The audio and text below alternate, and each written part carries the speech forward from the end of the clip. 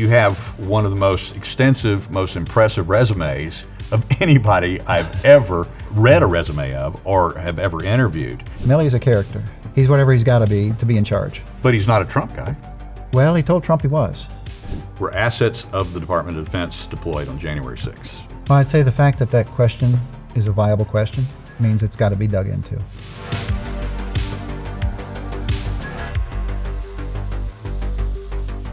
Let's get through the labyrinth of possible titles that I can call you today before we get going here. So is it Dr. Casey Wardynski? Is it a former Assistant Secretary of the Army, Wardynski? Help me out here. Why don't we go with Casey? Casey, that works good. Well, Casey, thanks so much for joining me today. And I think we're going to have a rather interesting discussion for anybody that tunes in and listens because, first of all, you've been, for most of your career, one of those behind-the-scene guys. That's right. Is that a correct characterization? That's where I'm most comfortable. That's where you're most comfortable. And we've managed to draw you out of the shadows, so to speak, for this set of topics that we want to cover. We first met, we were introduced by, I believe it was a congressional staffer. He actually told me that you were somebody I needed to speak to, and it was directly related to my years-long investigations into January 6th, and particularly my interest into what happened with the National Guard that day. And we'll get to that. I think we'll also get to some other deeper discussions into the Department of Defense and other related issues, not only related to January 6th, but looking forward into the future as well.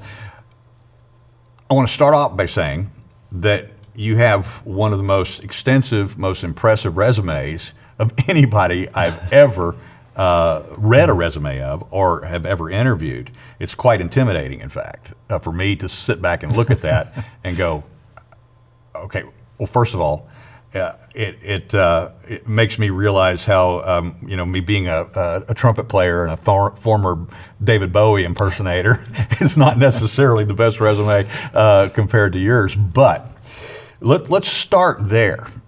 You spent 30 years in the Army. Right. Retired as a colonel. Do I have that right? That's right. Okay.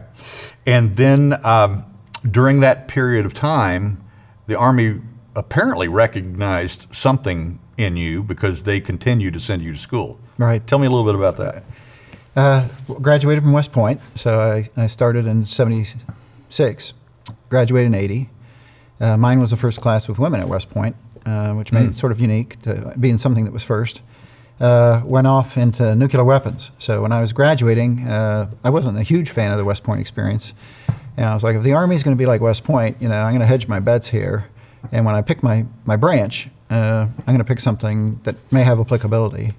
And as I looked at the list, there was one thing called special weapons. And I figured, well, special's got to be better than ordinary. This sounds good.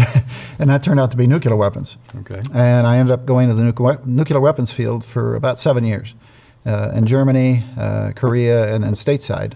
And it was fascinating work and really a good experience.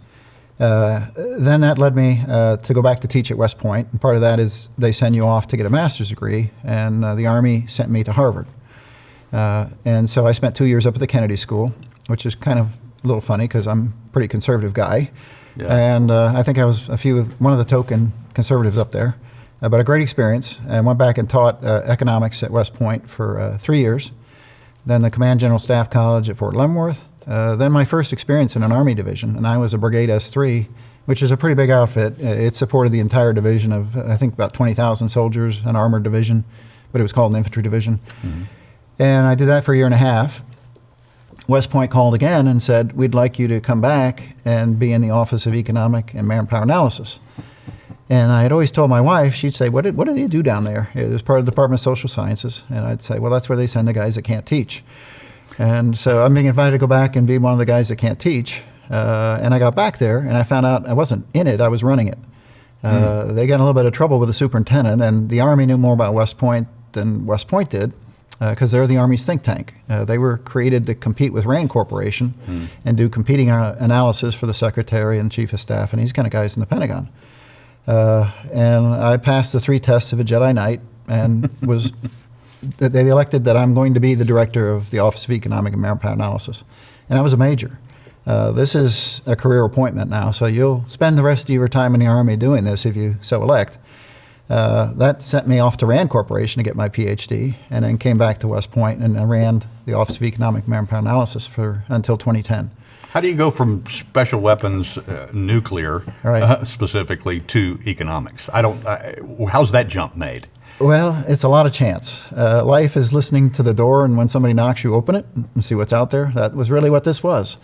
OEMA had gotten in trouble. Office of Economic Manpower Analysis, called OEMA, got in trouble, and the head of the department, Colonel Golden, who was a great guy, was an economist, he trusted me, and I had fixed some problems in the department that involved computers and those sorts of things. And this OEMA was very computer intensive. It worked databases day and night, and it really ended up being the Army's database repository of anything human, from security clearances to pay to medicine to personnel records. And he thought I'd be a great guy to take that into the future. They were on mainframes, and obviously, that wasn't the future. And he knew I was a guy that would leave the doors open, and it wouldn't become this closed shop, and that we would be part of the department. And so I think he was comfortable with me. And then he had to sell me to the 3-star that ran personnel for the Army, General Stroop, who was a wonderful guy. My interview was very short. He says, "Are you another one of these Harvard guys who's going to barf back case studies?" And then he ended the discussion by saying, "It's extremely important. Don't F it up." And a wonderful guy to work for. And so that's how I got that job. It was by chance. There was nothing strategic about it, on my part. So how do we jump from your retirement after 30 years Right. to becoming an actual Trump appointee to the Assistant Secretary of the Army? Right. Well, after the Army, I wanted to let go of the edge of the pool, and I got recruited into public education by Eli Broad's Foundation out in L.A. And I had flunked second grade when I was a kid, and I finally did well in third grade. And I thought, this is like a God thing. Maybe I'm supposed to go pay back and help other kids, who can't read in second grade or aren't excited about school, and create a better education system. And I had a specific school system in mind, Huntsville in Alabama, because I'd spent a lot of time in Huntsville, Redstone Arsenal. And I talked to my wife about it, and she pulled out a picture from third grade with my favorite teacher, Mrs. Bishop. And she'd brought that back from my folks' house, cleaning out my old junk there. And I said, I think it's a God thing. This is too coincidental. I'm supposed to do this. I think the Broad Foundation interviewed like 200 people and picked like 14. And so I thought they were pretty credible. And I went out and did that. It's a fellowship for a year, and then did a school system in Aurora, Colorado as chief financial officer. And then Huntsville, they had removed their superintendent because they had run out of money on a wonderful tax base, which seems hard to do. And the only way you really ever fire a superintendent is if they run out of money. And so I was a money guy, they thought, economist. So I seemed like a good pick to fix the money problem. And I got picked on I think a 3-2 vote by a 4 or 5-member board. And we went to Huntsville to be superintendent, which will always be the hardest job I've ever done. The Pentagon was easy peasy compared to that. Compared to superintendent of education. Yeah, there's no tougher job. If you actually give a damn about kids, there's no tougher job.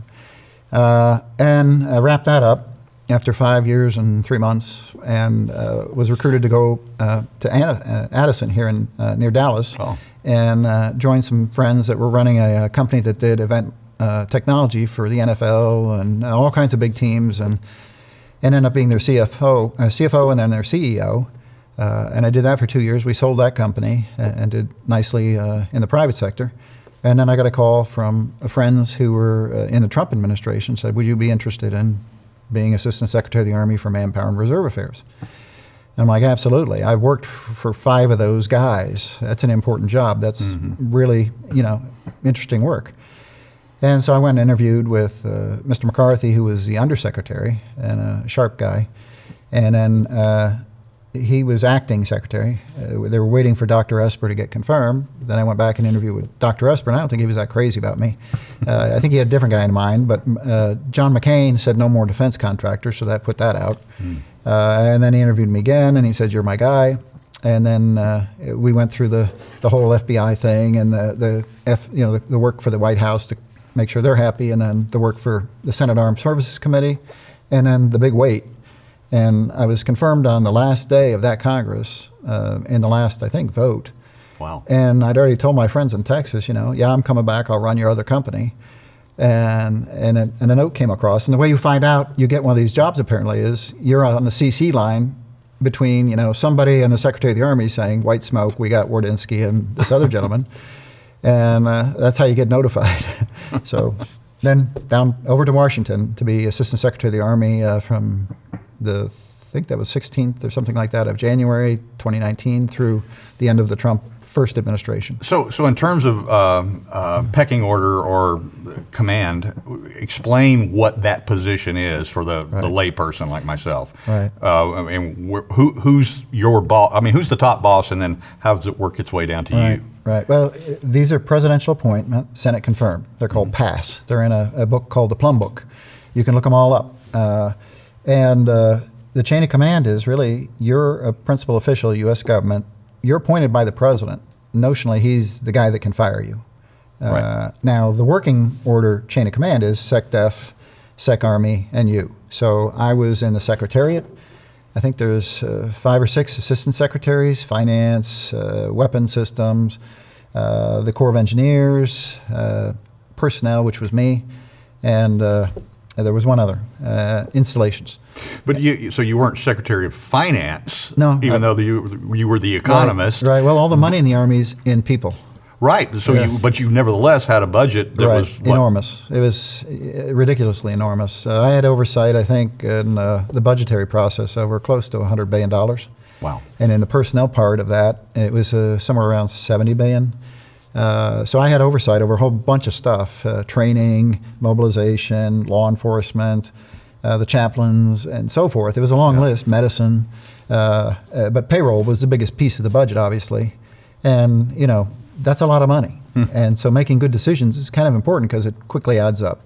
So with all of this background laid, and this gets us to where you and I have had the opportunity to intersect a couple of times on a couple of big stories. The first story, as we already mentioned, was the National Guard deployment on January 6th, or the lack of deployment. The second story that we worked together on was what is not happening in Western North Carolina after what a FEMA official told me was the worst disaster he had ever seen times 10. Right. Yet we were looking at a micro fraction of the military deployment to assist them than any of these other lesser disasters that he was referring to. So let's go ahead and start with January 6th, because obviously you were there at the time. You were Assistant Secretary of the Army at the time, and something was happening at the Capitol, and you get a phone call. Take it from there. Right. If I could be just a little lengthy in getting there, January 6th to me was a continuation of a whole bunch of things that finally reached a head on January 6th with regard to the Department of the Army. The Army has a very large National Guard. One of the elements of that is in Washington, D.C. It's a funny kind of guard because there's no governor. And so its chain of command actually originates with the President of the United States. The President appoints the commander of the Guard. In this case, it was General Walker. I believe he's been a DEA agent, so he wasn't really like a lifelong general officer in the Army. And then he pins on the 2-star rank and wears the uniform of a general officer and commands the D.C. Guard. That chain of command can go straight to the President, but normally it's President, Secretary of Defense, Secretary of the Army, and then General Walker. So I had a couple occasions to go visit with him, and they were really precipitated by the riots, the Floyd event in Minneapolis, and then what we saw around our country. And of course, the Army became intimately, interested in that because the Army Guard.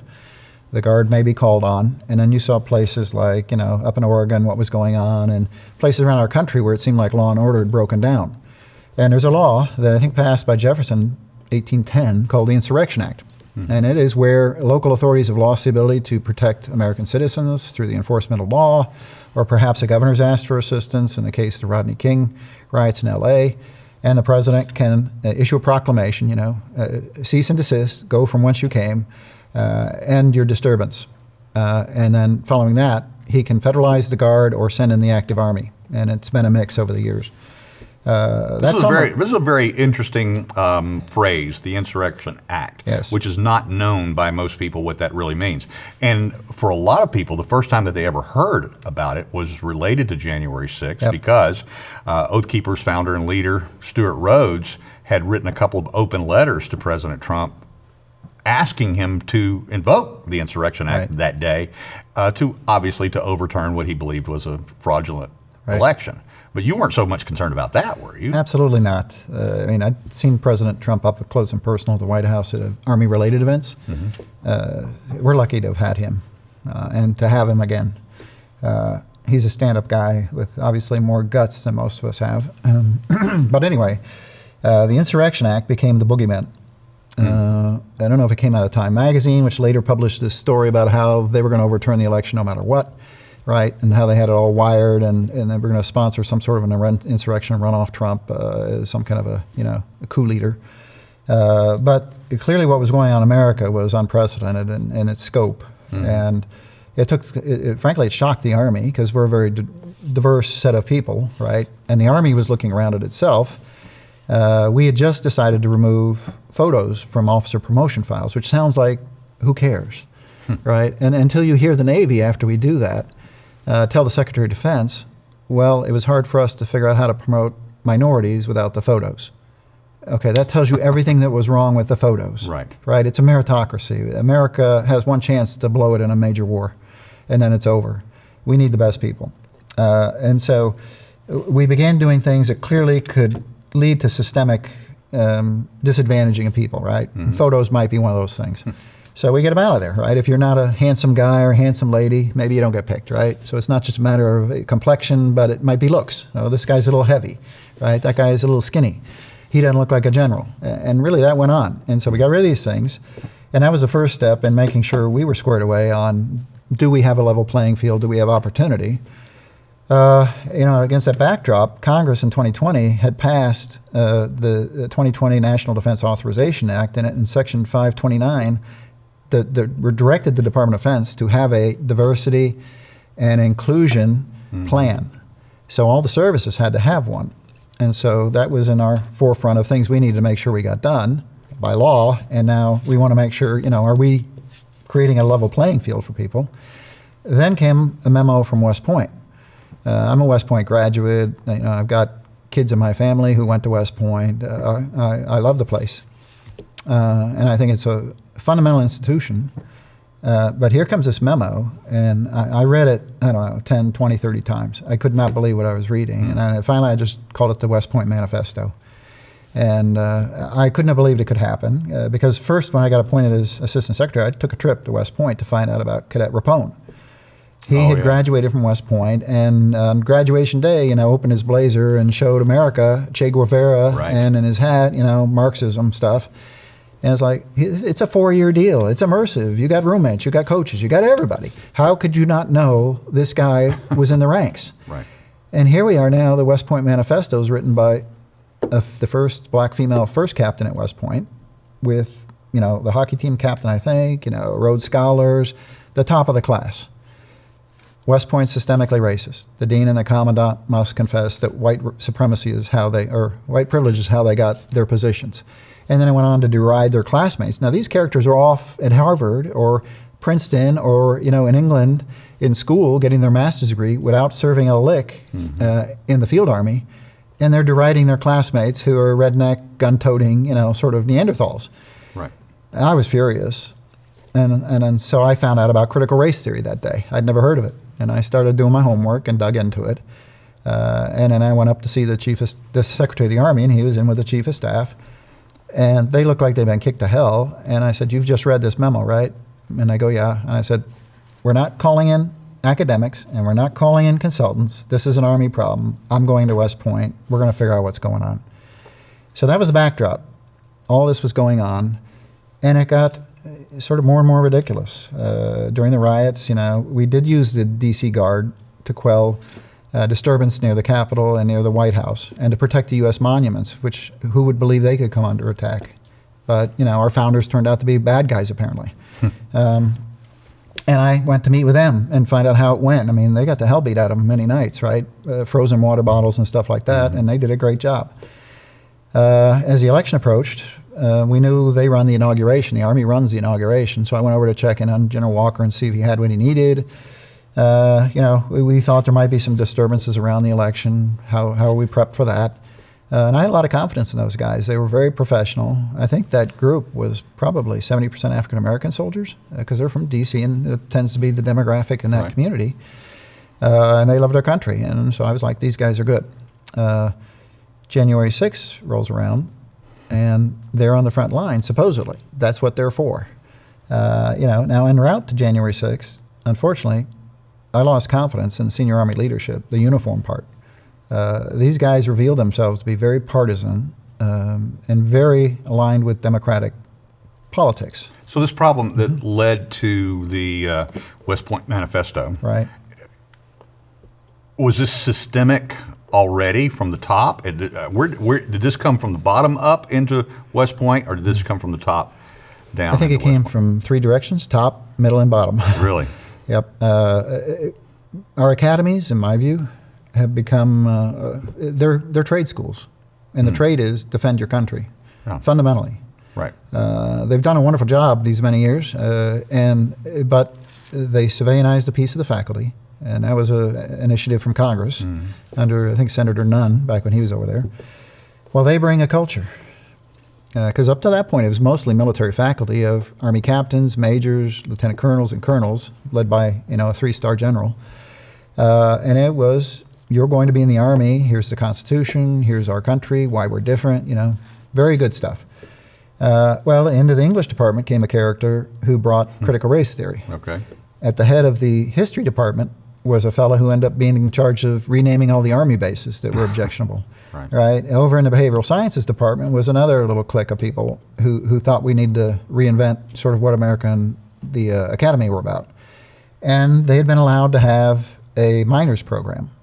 So problem one is, it's a trade school. This is where our most numerate Army officers tend to come from in mass. We're going to graduate, close to 1,000 a year, and it's an engineering school, it's a Bachelor of Science degree, and you're going to get a Bachelor of Science degree in equity and inclusion. Right, it's nonsense. And this culture began to grow up there. And when I looked at these cadets who wrote this memo, many of them were in that minors program. And then you're looking, okay, well, who's the adults, who's the mentors, where's this coming from? And they were indoctrinating these kids. It wasn't General Milley's contention about white rage, and I read Marx to understand, my enemy, Karl Marx, and communism. Right. It wasn't an academic exercise. It was indoctrination. That's the only way it could come out. But this isn't happening just at the academies, though. This is happening at those bases that have been renamed, just to name a few. We just did a story a few weeks ago here at Blaze News about this soldier who had snapped a photo he was a MP, so it was an MP training, and so what the slide on the PowerPoint presentation was of a potential bumper sticker that you might see on somebody's car that was pro-life, and it clearly defined them as domestic terrorists. Right.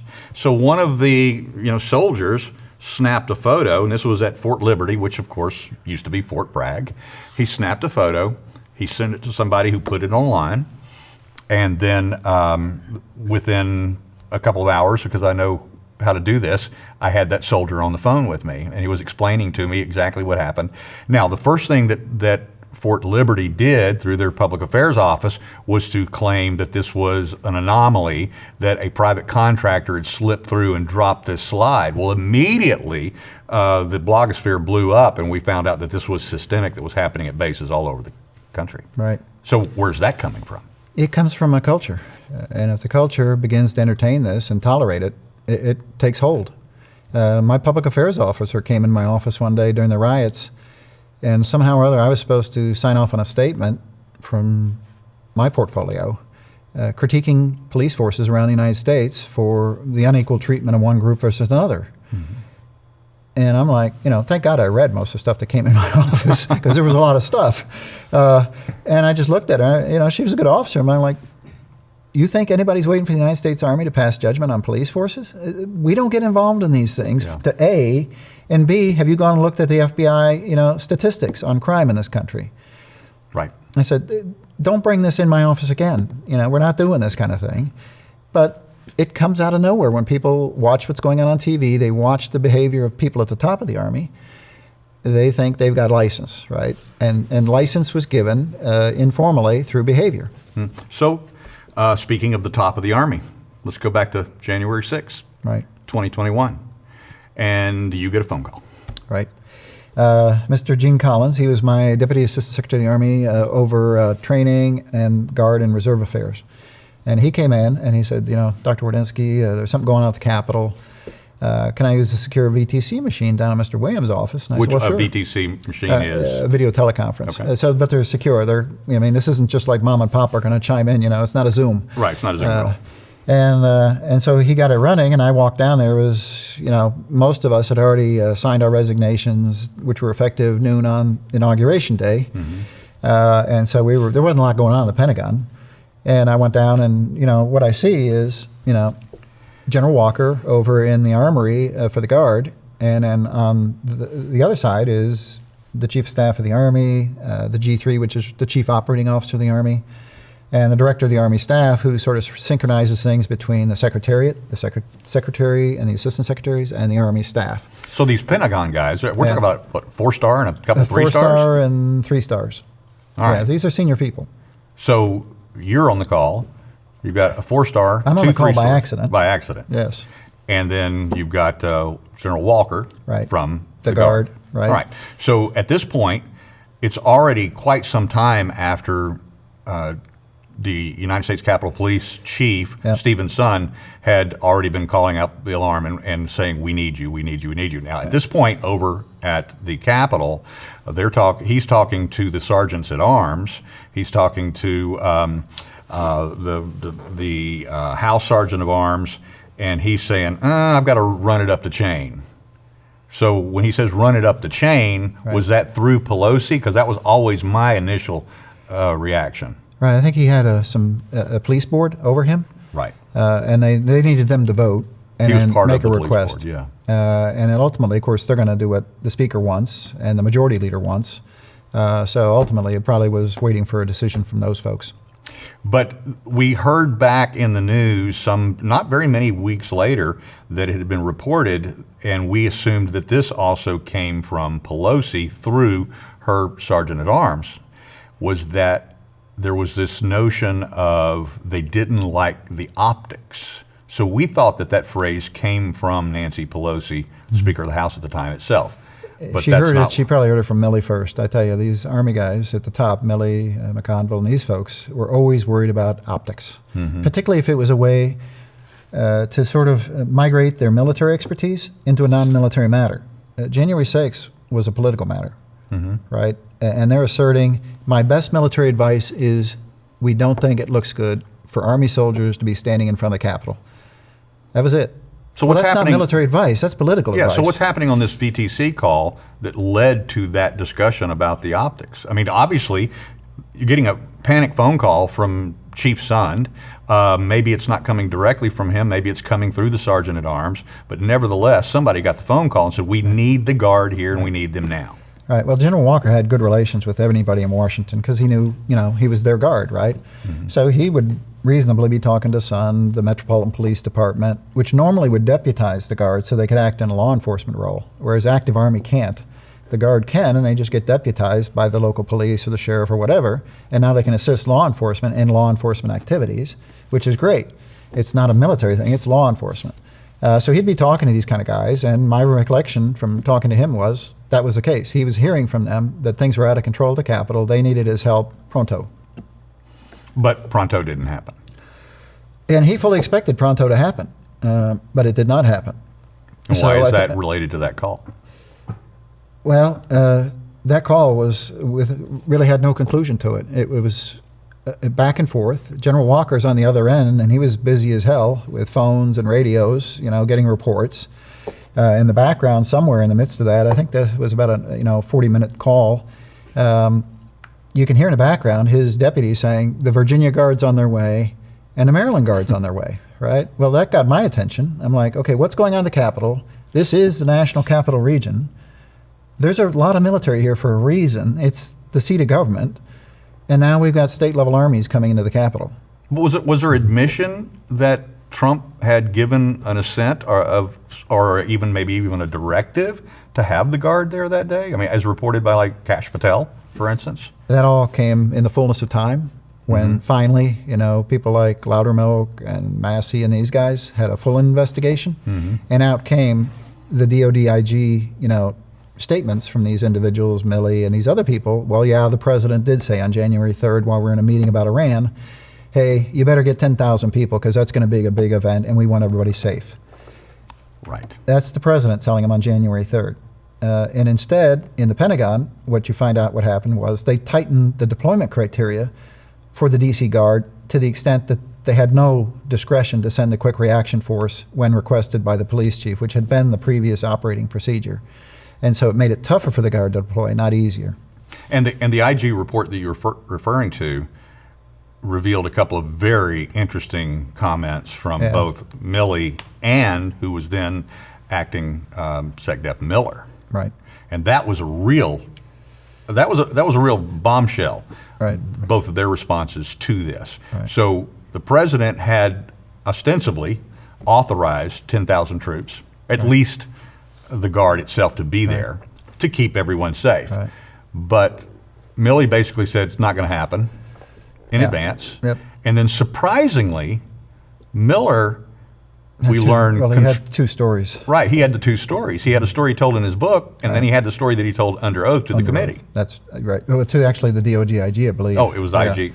And so, this whole event, people matter. Milley mattered. Milley's a character. I mean, he's full of bluster. He's a street fighter. He's a charmer. He's whatever he's got to be in charge. But he's not a Trump guy. Well, he told Trump he was. I've got friends that were in and around when he convinced the president he should be chief of staff, chairman of the Joint Chiefs, and everybody in the Army knew he was a bad choice. He was a bad choice for chief of staff of the Army, and then we went to his beatification up at Fort Myer, and you could watch it unfold. It was pouring rain, and instead of shortening his speech, I think he lengthened it. Right, and so you got the president, the vice president, the secretary of defense standing out in pouring rain, all the troops standing out in pouring rain while he went on and on and on, which is General Milley. And he did some other things that day that were remarkable as well. I won't get into that, but Milley was a bully, and he was a bully in the Army, and he was a bully at the Pentagon, and a bully in Chairman Joint Chiefs. And the Joint Chiefs are not the German General Staff. They do not command. It's the president, the secretary of defense, and the combatant commanders around the world, whether it's CENTCOM in the Middle East or NORTHCOM for North America. But he would routinely insert himself in that and give orders as if he commanded. And he did that several times, but that was Milley. The rumor is that Milley despises civilian control over the military. Is that correct? Only if it's a way to get out of trouble. Explain that. When I would hear from those guys, it would be, we've got a problem. We need top cover. It's time to bring in the political appointees. It wasn't that the political appointees are there representing the top official of the United States government, the president, right? These are his people throughout government, 52 in the Pentagon. I think there's a total of maybe 1,200 or something, right? And the majority of them are ambassadors or U.S. attorneys in the states. And they implement the policies that the people of America elected them to bring forward, right? And so these are his people in the agencies over the permanent government that get the permanent government to turn direction and do what the people asked when they elected this guy the president. Right. They didn't need that kind of help in the Pentagon. They knew what they needed to do, and it was whatever the hell they've been doing forever. And if you're in the Army, it was the forever wars, and those were good for promotions, those were good for Army relevance, those were good for the budget. And without the forever wars, you raise the question of why do we need a big Army? Right? Because you got the Navy and the Air Force over here clamoring about China, and China's is their fight, right? And only a madman would put the Army into China. And so when we would talk about great power competition, the top guy in the Army is saying, well, that's great, but I'm more worried about great service competition, right? So this is what's going on at the top of the Army, and I'm sure the other services too. And then you got this guy at the chairman of the Joint Chiefs who's maneuvering through this and in routine contact with the president, who turns on the president after the trip to St. John's Church, Right. acting like he had no idea, right? I mean, Milley's not politically elected, not politically poised, but you don't get to be chairman of Joint Chiefs if you don't understand politics, Right. right? And so he's chagrined. Now he's going to resign, and now he starts showing his true colors. And he reaches out to Secretary Gates, who'd been secretary under Bush and then Obama, and that's where he got his launching pad. He had been Gates's military assistant, so his aide, essentially. Gates had flown out to his promotion at Fort Campbell when he made one-star general, and then he was off to the races. Mr. McCarthy and he got to know each other there. McCarthy, who's Secretary of the Army, had been with Milley in the Gates office as well, and he'd seen Gates move from a Republican administration to a Democrat administration. Gates had come out strongly against Trump. Gates had encouraged Milley, don't resign. Milley was making noises about resign, and he encouraged Milley, don't resign, stay in and fight him. Okay, well, that's not the job of a military officer, to stay in and fight the commander-in-chief. Right. Right? And this culture grew. And it grew as you got closer and closer to the election, and it became, frankly, seditious. So Milley was not on that VTC call on January 6th, but a couple or three of his sycophants were. Is that correct? So you had McConville. Yep. You had General Flynn. Flynn. So make sure we know which Flynn we're talking about. Charlie Flynn. Charlie Flynn. Yeah. And then General Walt Pyatt. Really, the problem here is the Chief of Staff. These two guys work for the Chief of Staff, Chief Operating Officer and Director of the Army Staff. They're going to follow the lead. And the lead is we don't like the optics. Right. And so that's what's coming out of the Pentagon. But over here we had General Walker, commander of the D.C. Guard, and he's saying we're ready to go, right? Chomping at the bit. Really? Yeah, we got to go. We're ready. He had a team at Andrews, and then he had a team in the Armory, and a quick reaction force on the bus. They were ready. Oh, they were already there. And a good friend of mine, Earl Walker, who had been the acting general counsel of the Army, had ended up going over the White House, National Security Staff, and then he became the lawyer for the D.C. Guard.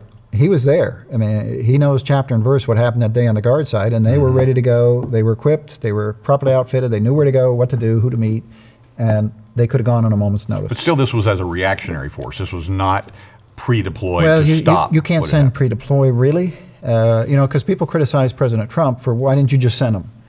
Well, it was the same criticism then of, well, why didn't you might use the Army without proper authority, right? You can't have it both ways. The Insurrection Act is triggered by certain events, and one of them is a request for support. Another is a determination that local law enforcement's overwhelmed. We're going to go through the checklist to make sure that's the case, and now I'm going to give a proclamation, desist, and go home, and now I'm going to send the Army, either Guard under federal control or the active Army, right? And he didn't have that. He needed the request for support. So he couldn't just send the Army. That would be, what they're accusing him of. So they were waiting for this request from support from the Congress or the mayor. And it finally came, but it came late. And when it got there, it was even further delayed in the Pentagon. I had left the Capitol on January 6th to go actually look for a restroom, find a sandwich shop that was open. Both were successful. And then I did a media interview. And then I began to work my way back over to the Capitol right at dark. And just after I arrived, finally at about 5:30 p.m., we started to see the Army and Air Guard begin to arrive and circle the Capitol. Of course, by then, the tactical units from all the other three-letter agencies assisting Metro PD and Capitol Police had already successfully cleared out the building. The campus wasn't clear, but then they began to push out using the Guard and their shields to push out and form a much larger perimeter around the Capitol at that time. By the time they got there, as I said, the problem was basically over with. So what about the future of this type of situation? I would like to say that this will never happen again because we know what's coming. It's like on 9/11 when the attackers used blades and attacked the pilots. Well, they hardened the doors after that. But we also learned that Americans would never allow that to happen again because even on that day, after a couple of the craft had crashed into the building and the third plane, they were getting phone calls. They knew it was happening, and the American spirit rose up and said, this is not going to happen again. So what's the future right now looking like with the new administration coming in? Promises of new leadership, promises to end this DEI culture and get it back to being a meritocracy and a fighting force only. Right. Is that going to happen? Well, I think the first step is, we got a rare opportunity here. President Trump is now president again. There were a lot of people around that time frame that saw firsthand how far the government had gone afield, how deep the deep state is, and what is the deep state? We know what that is, right? And how does this all operate to the disadvantage of the American people, and frankly, threaten the Bill of Rights? That's a unique opportunity, and there are pieces everywhere. This didn't grow up in 5 minutes. Ike warned us about the military-industrial complex. He also warned us about sort of the technocrats and the think tanks, right? They have all sort of taken roost in Washington, D.C. They don't leave. I mean, when I was down in Washington, I went back to Huntsville, Alabama, and now I'm running a private sector company, right? That's not my job to be in Washington forever. I go, but my job is to be an American and build our country. These people don't leave, and they're still there. But Milley happened under Trump.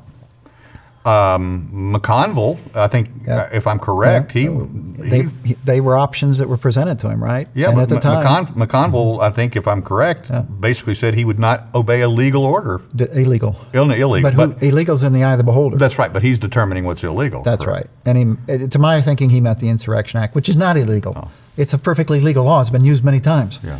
But he didn't like it, and he didn't like it for political reasons, right? Well, Milley, I mean, I'll be frank. One of my projects when I was running that outfit up at West Point, the Army was in a hell of a lot of trouble by 2004. This forever war we were in was grinding it into the dirt. And it was grinding it in the dirt because we were hemorrhaging our Army officers by the bushel. When I made the major, I had 10 years in the Army, and I was promoted on time, and 60% of my cohort made it. 40% didn't make it to major. By 2004, 5, 6, 7, 95% of captains are making major, and they're making it a year or two earlier. We now have a bushel of lieutenants in the Army we have no job for, just so some of them will stick around so we can have majors. If you don't have a job as a lieutenant, you're not going anywhere. You got to have a platoon, right? And maybe two. Right. These guys are getting none, or certainly just one, and it's very short, and so their experience is getting curtailed. Captains, that's a guy who's commanding a company. Hard to get those, and you're going to take anything you can get instead of like the lead company in the battalion, right? And then major, and then it goes all the way up the food chain. Well, these generals, we finally approached the Secretary of the Army. They did nothing about it back then, that time frame, and said, Mr. Secretary, this is your Army. We swore after Vietnam we would not do 90-day wonders again. You're a civilian one day, and 90 days later you're a lieutenant. This was the Lieutenant Calleys of the world, right? Right. They had not been vetted, and they hadn't been tested before we gave them authority over troops. Here we are, 40% of the Army is now officer candidate school. And of that, the majority they were civilians 90 days ago. And of the balance, they were senior sergeants, and they're not going to make it to major because they're going to retire before they get there. This is an Army in collapse. Well, okay, that's what you got at major. Out of that group, we're not bringing people in from Sears to become a major or a colonel. We're not bringing people in from American Airlines, right? And we can't do that. It's up through the ranks. This is the group you got left. In 15 years, one of these guys will be Chief of Staff in the Army, one will be Chairman of the Joint Chiefs, the others will be commanding major forces, and if this is a lousy mix to begin with, it's not going to get better. And we're going to be up against China and maybe some other large countries who will come after us first, not after they whittle their way through our allies. So Obama replaced, roughly 200 generals, is that right? Right. For political purposes, am I correct, for the most part? I think so, yeah. Does that have to happen in reverse now? Well, there's clearly a set we know, and they need to go. And one of them's already back. I saw a picture of McConville over in Poland, talking to the Poles on behalf of the incoming administration. It's like, how the hell is he there? Did Trump send him there? Or no. I mean, the president's a busy guy. He probably couldn't even name, me or, any of these other fellas, right? But somebody in that world made that happen. The article that actually had that photo of it was McConville and who was the other? Mr. McCarthy. McCarthy, that's right. So they were identified as Trump aides on that mission. Yeah. Somebody made him a Trump aide. It wasn't Trump. This is way below his level, but they're back in the mix. And this is the deep state, the network of friends, the network of college buddies, network, that was on my team at West Point, whatever it is. They come rearing back because they never leave Washington and they never really leave government. They're just waiting for their next gig. Is the president at risk of another Milley? Yes. He is. Yes. Who needs to be running the DOD going forward? There are some really sharp people around the president, and there are sharp people from the first administration. They have a pretty good idea of who are the people that love their country ahead of themselves, who are the people that understand the role of the military, and will do as the president lawfully orders, right? And they're not going to get into this semantics of illegal orders, right? Right. Those are the first choices he's making, right? Now, Kash Patel at the FBI looks like a smart choice to me. Bringing in an attorney general who's not a Washington creature looks like a really smart choice for me. You know, I think the Texas guy and Missouri guy are great too, but bring somebody from out of town, not this bunch here, right? That's really smart. The FBI, you know, Kash, he'll do a good job. You know, state, good. Treasury, good, right? Do you want your old job back? I serve in any capacity that helps our country. You know, I've got some expertise, but the president may have other ideas. But certainly we need good people in charge of the people program, because that's education, which is also indoctrination, right? This is the United States Army. It serves this country for these reasons. There is a Constitution. It is the group that can get rid of critical race theory and DEI, because it's in that portfolio. It's a group that decides who we're going to recruit, whether it's through ROTC, West Point, or into the ranks, right, recruiting. Yeah. It's vital. And yet the people part of it is usually the last thing people get excited about. They get excited about buying weapons, you know, policy, those things. I think the job I had was vacant for 2 years before I filled it. Well, you get there, the deep state's taking the best stuff out of your portfolio, and you don't even know it. And it takes you a while to figure it out. I had the guy running the General Officer Management Office, which is the way we make generals. Nobody even knows how we make generals. That's a whole other matter. But it's through the assignment system. You don't just plant and no, the seed and water. You're in a posse, you know, which is within a tribe. And if your guy makes it, you know, you're now a capo regime or a made man, and you get advanced into the best assignments. And if you don't have the best assignments, you're going nowhere. So really the assignment system promotes people, and the guy that runs the assignment system is the Chief of Staff of the Army. So who ran the Chief of Staff of the Army job? Milley. So if you don't think his people are out there salted away through the Army, that's a mistake. So they're still there? Oh yeah. McConville, he was a Milley guy. He ran that next. His assignments were there. And interestingly, the one time that really slapped me in the face was we wanted to see a file on a general that was under consideration to come back to the Pentagon to be the deputy logistics officer. And so I sent my executive officer down the hall to GOMO to get his file. And she came back and said, "Sir, they won't give it to me." I'm like, "What?" And I said, "Can they read the law?" You know, the Assistant Secretary of Manpower Reserve here supervises the Army Manpower Program by law. You don't think general officers are part of the program? And I didn't make a big deal of it. I went to my military assistant, Tom Siemens, who was the G1 of the Army, the Chief Personnel Officer, 3-star. And I said, "Tom, you know, don't want to make a big deal, but can you get this file?" And he says, "Well, I never see those files." And that's the day it dawned on me, how the hell are we promoting generals? I don't see it. The guy I thought was seeing it didn't see it.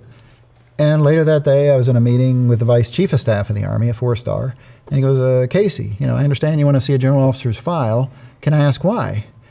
And I go, "Well, sure, it's my job under the law, and it's surveying control of the military. I mean, if I can't see it, who is seeing it?" And he goes, "Well, the Secretariat." And I go, "Well, I am the Secretariat when it comes to people. I'm an assistant secretary, and I work for a secretary. That's the Secretariat."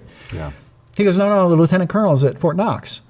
I go, "I don't think that qualifies as surveying control of the military. I mean, making general officers is a big deal." I never saw those files. I let the undersecretary know. I said, "Look, Mr. McCarthy's up for confirmation. One of the top questions is how do you intend to assert surveying control of the military as secretary?" And, you know, he need not bring my name up because, in my view, we don't have control if we don't even know how our generals are being promoted and have some voice in the matter and who they are. Well, this 2-star ended up being the 4-star at Redstone Arsenal that was fired last week for improper relationship with a lieutenant colonel and for improperly trying to bias the assignment system of the Army, which is the key to promotion. Let's take a quick left turn here, and let's go to Western North Carolina. All right, this is the second large story that you helped me understand better what was going on there. Now, when I was there for 3.5 weeks, and I was working with an organization called Savage Freedoms, and they are a nonprofit volunteer group, actually led by a retired Green Beret guy, Adam Smith. And while I was there, I saw a tremendous amount of activity from elements of 18th Airborne Corps, both 82nd and 101st. In fact, the general, Donahue, actually arrived one day while I was there. The Black Hawks came in, and he was, or Apache, whatever they were. I'm not a military guy, so I can't identify the helicopters. But nevertheless, he comes in with all of his, regalia. And there were also embedded with this volunteer organization a significant number of National Guard from North Carolina. And then we had Chinooks flying in from Oklahoma National Guard. The North Carolina Guard doesn't have Chinooks, so they were coming in to help do the heavy lifting up into the hills and supplying people food and other needs up there. And then all of a sudden, one day they disappeared. The 18th Airborne was gone. After my interviewing the actual, she was a Major Baez. She was the public affairs officer for the 18th Airborne. And she was bragging about having 1,500 of their, boots on the ground there. To which I said, well, that's cool, but why is there not 15,000 here? Because I knew what the numbers were as they've been deployed in other major disasters around the country. Not just in our country, but also Haiti, Puerto Rico, Indonesia, and elsewhere. And sometimes the numbers were vast. And then the National Guard suddenly goes home one day. And we see a posted letter from their commander in North Carolina thanking them for their service. Enjoy the holidays. Right. Enjoy your family. And they're gone. And of course, I get on the phone with their PAO. Verified, confirmed. Right. All of them. Suddenly, we went from a very, very fractional, minimal deployment there in Western North Carolina. I think the total over the entire few weeks that they were there was about 6,000, but the most ever there at one time was, I think its greatest number of deployment was 3,150, both active duty and National Guard. As by way of comparison, Katrina, 60,000 National Guard alone. And as I said earlier, I had a FEMA spokesman tell me, and this is a guy who lives in Florida, has worked all of the hurricane disasters along the Gulf Coast, the East Coast, all the way up into the Carolina coast. And when he came up to the mountains, he said to me, and I quote, "This is the worst disaster I have ever seen times 10. Yet what we saw deployment of the military was a tenth or less." What happened, Casey? Right. What happened? It has to be that the governor wasn't that interested, and because he's the key. He unlocks the federal government. So the 18th Airborne Corps is showing up. That would be unusual, active Army, but it was an extreme disaster. And they're close. They're at Fort Liberty nearby. They've got a lot of assets. But remember, the 18th Airborne Corps is the forced entry force for the United States. Mm-hmm. They've got a ready battalion. They've got a ready brigade, ready to go within somewhere around 18 hours anywhere in the world. And when they come off of that rotation, they're going into training or leave or something, right? So if you're going to pull a brigade from the 82nd and send it over there, you either took their training time to get ready to be the forced entry force, or you took their time, which is their family, to be on vacation, right? And there's options. So there's other options. So you do that if you have to. 18th Airborne Corps has resources as well, but they're on the same kind of string. And those options are in the National Guard, which is a wonderful outfit. They've got 3 engineer brigades very close to that disaster. One in Tennessee, one in South Carolina, and another one in Georgia. The Guard actually has, the North Carolina Guard itself has 3 battalions of engineers. Of just engineers there in North Carolina. Right. And then these guys don't normally get a lot of training time because it's expensive. Running dozers and graders and dump trucks and doing stuff that's useful. They look for things. They may be helping in a state park or something, but this is a viable, training exercise for them. And to make it a training exercise the federal government pays for, the governor's got to go through his channels to request federal resources and aid. That request would go to the president ultimately through FEMA. The president approves it. Direction comes to Department of the Army, which then directs Army North, part of NORTHCOM, here's the resources and here's the money, right? And this is now a huge training opportunity for the Guard, but it's a huge benefit to the community because these guys build roads through anything. So they've got the equipment to put in bridges, roads, pipelines, electricity. Behind them comes the Army Corps of Engineers that can bring the contractors when they're spun up and ultimately relieve the Guard. That all should have been going on, and to the extent they can't find contractors, it should still be going on. Now, the guy that would have helped me put that together, just like we got ready for COVID, Guard and Reserve again, he's not there. The Biden administration removed that position. There is no position to advocate for this sort of work and to orchestrate it in the manpower world, which is where it always was. And so even if they wanted to do it, the voice isn't there. The ability to coordinate and orchestrate and understand what can be done is not there anymore. This was, we're not just talking about the disaster that happened up in the hills with the mountain people, but Asheville itself. Yeah. I mean, this is a serious tourist destination. Yeah. It's a first world city, and they did not have potable water for weeks. Right. But the Army could have relieved that, and what they have these reverse osmosis. Well, they've got rope use units. I mean, when the Army's in the field, you know, our tooth to tail ratio right now is about 1 killer for every 8 supporters. Mm-hmm. In World War I, it was more like 1 to 4. Yeah. Well, we can go anywhere in the world to support ourselves, right? You don't have water, we'll drill the wells, the engineers. Okay, the water's coming up, it's not great. We're going to put it through these big processing units to clean it up. Okay, now I got to get it to the troops. Okay, well, pipeline to Blivitz to troops. We were only 2 weeks ago that FEMA was bragging about having delivered 14 homes to the disaster area. That's ridiculous. We got kits, the Crested Eagle kit. I did nuclear accident response in case we ever had a problem west of Mississippi. You can fly in a whole city. The Air Force is experts at doing that. In it comes, it's a tent city with everything you need. Here comes the engineer battalion that does prime power. They can light up 72,000 homes and electrify them. And you get to get going. And now, bring in the contractors later and put in the permanent solution.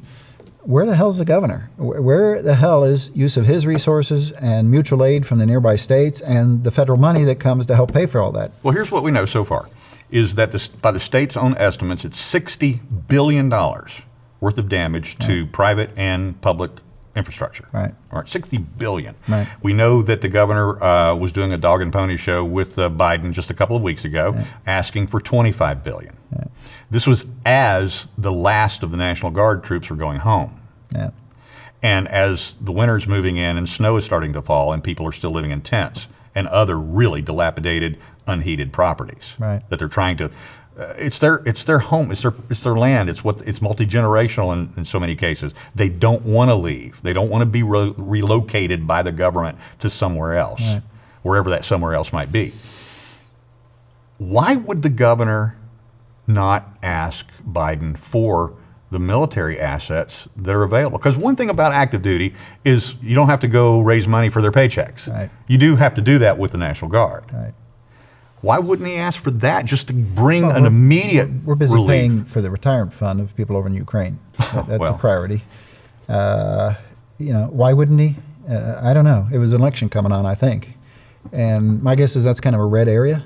It is. How do they vote? I don't know. Did somebody come set up a voting place, or could I vote absentee? And where do I drop my mail? My guess is there's no mail. I mean, these are all things the Army knows how to do and the Guard could have done for them, right, to make it easy. Right. And so here comes FEMA. They give them the standard $700 check. Well, where's the bank? And what am I going to do with the check? Right. There's no mail. There's no cash. There's no Amazon. Amazon's not coming up here because you can't. There's no road.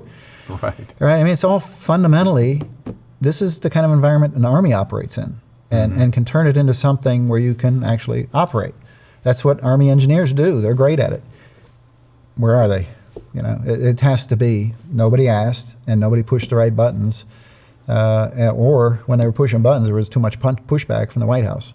So VP-elect J.D. Vance was just there a couple of days ago, and he promised the people of Western North Carolina that they would not be forgotten. But is it too late for the Army to show up, or for the Guard to show up? The Guard can always come. They're in the community. They're local. Right.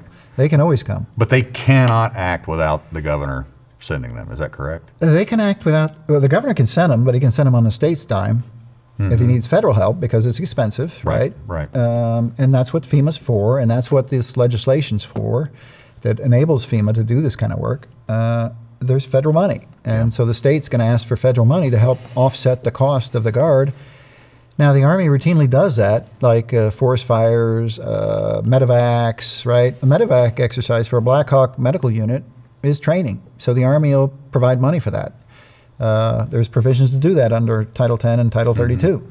This is a huge training opportunity for the engineers. Let's spin them up. Let's get them better at what they do while we're helping Americans get back to their lives. And that was the most confounding aspect of this, is I actually was interviewing an engineer, and he is, in fact, a bridge builder for the National Guard up there, and he was devastated that they were not being used. I mean, his skills were not being used, nor were those 3 battalions that he works with being used. All right, quick bonus question. We're almost done here. And this is the one that everybody's been waiting on, which we've been working on myself for 3.5 or almost 4 years now. And now Joe Hanneman and I are working together on a series coming up. But this is the curveball for you.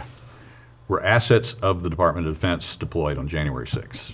Before, we're not talking about deployed to help, but deployed as potential provocateurs, something that our special forces community is actually pretty good at, is creating color revolutions around the world.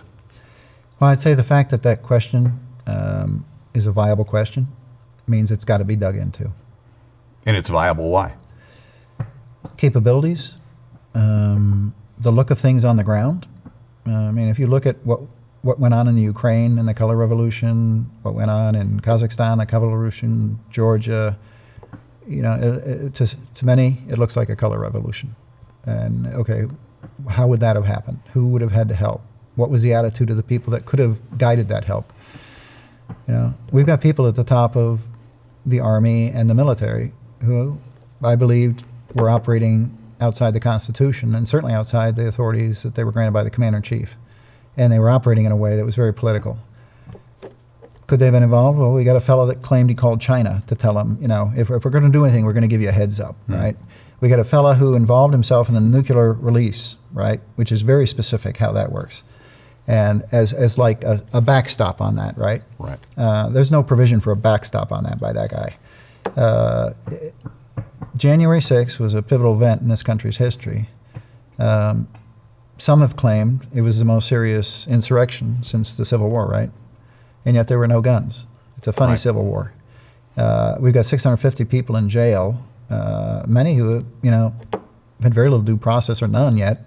They're still waiting trials. Right. We got a guy sitting opposite to me who's a reporter who's there, and he's one of 4 members of the press who was indicted and facing felony charges. And nobody else in the press was involved, you know, apparently in any nefarious way other than you and a few others. There's a lot to be discovered about that because it goes to the same problem in my mind as I'm not obeying illegal orders from the President of the United States. My classmates are racist at West Point as well as the dean and the commandant. You know, this DEI culture that has now infected the military, it's a sickness. And we got to make sure we understand how far it spread, what was January 6th really about, right? How did it get so far afield and why was it allowed to go further afield by denying the deployment of the National Guard? There's some good questions, and good leaders ask good questions and get good answers. Casey, thank you very much. Really appreciate you spending this time with me today. Sure, thank you.